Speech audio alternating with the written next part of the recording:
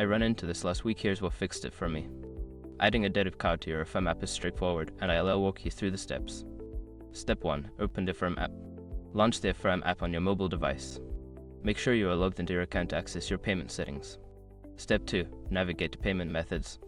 Once you're in the app, look for the payment methods option in the menu.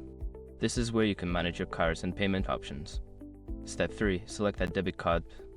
In the payment methods section, tap on Add Debit Card.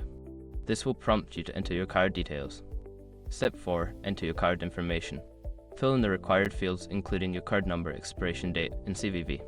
Double check for any typos to avoid issues later. Step 5. Save your changes.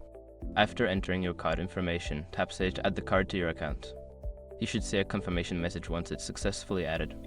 If you accidentally enter the wrong card number, the app will prompt you to correct it before saving. I hope this helps you add your debit card easily. If you have any questions, feel free to ask.